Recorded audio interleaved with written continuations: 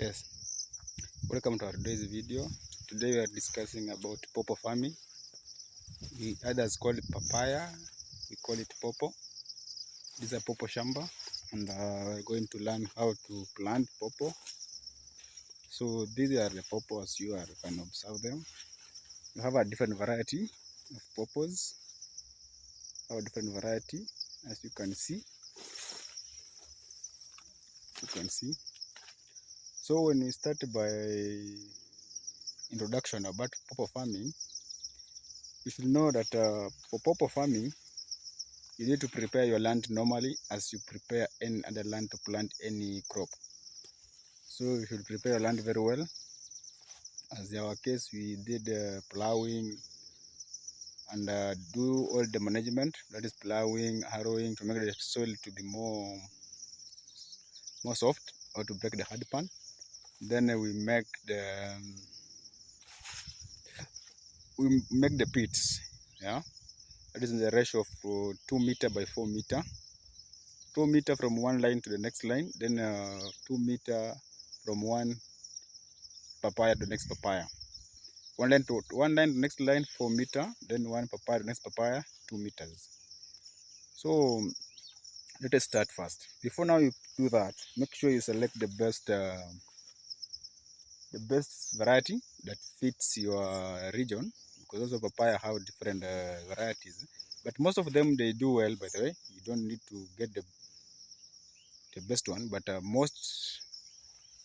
best thing is you to get the hybrid papayas. They do well. Get the hybrid papayas, they usually do well and they have a good production. So hybrid papayas are like these ones, as you can see them. They're hybrid papayas. So once you select your variety that you will plant in your shamba, you now go to the spacing.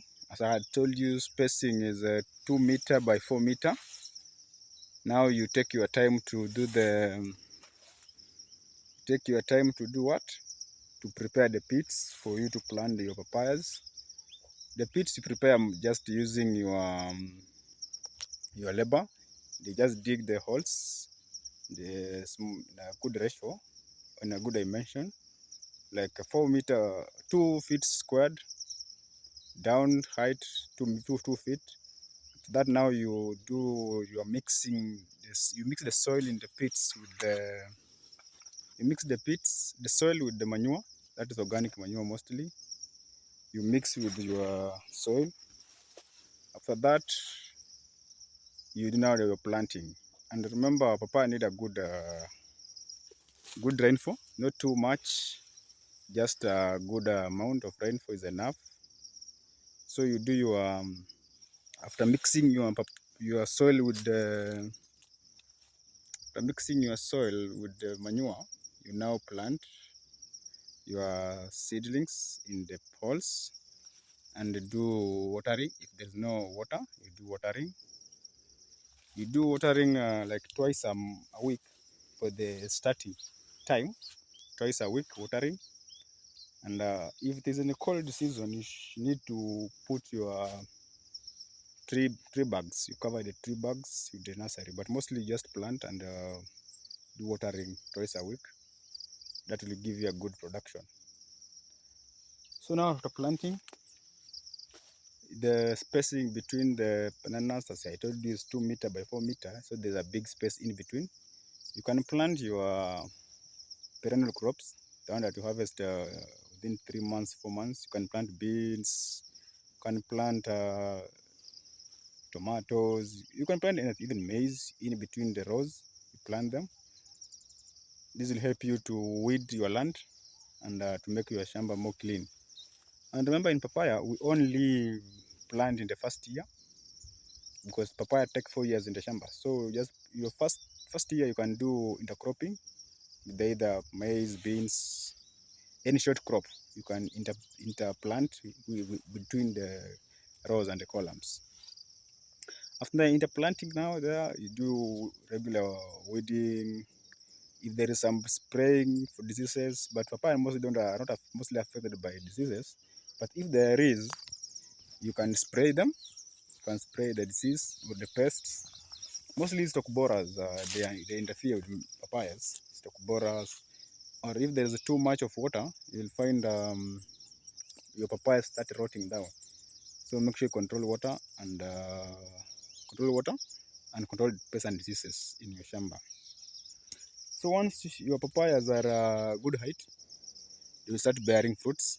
And in most cases, you find most papayas, they do well, by the way. A papaya can give you like 40 kg each stem. So imagine you have planted 1 acre. 1 acre can carry like more than 500 trees or papayas. So 500 times 40 kg, that is around 2,000, or 40 kg, around 2,000, so 2 tons. 2 tons with a good market. You'll find you'll be fetching around more than half a million per harvest. And remember now, the bigger the land you plant, the bigger the production. So papayas are the best, and you can intercrop with it, and you will harvest 2 or more crops together. So now we go to how now after they are harvesting. Something papayas, they have different types. You have the male and the female and the hermaphrodites. So you find you must put them together for you to be well. For the variety, you have the female and the male and the hermaphrodite. So in your shamba, make sure you have the both of them, both the male and the female, because they help in pollination. So make sure you have them in the shamba. But in a 1 acre land, you can have like maybe 5 male papayas. This will help you a lot. So there's post-harvest practices that you can carry out. That, yeah, some male and female and the hermaphrodite. So make sure in your 1 acre shamba you can have like 5 male. That will help you to boost your fertilization of your purpose. By doing that, you'll acquire more, and you'll be in a good position to do better, to do better in your shamba. As you can see, these are the purpose now. So post harvest, papayas are the best.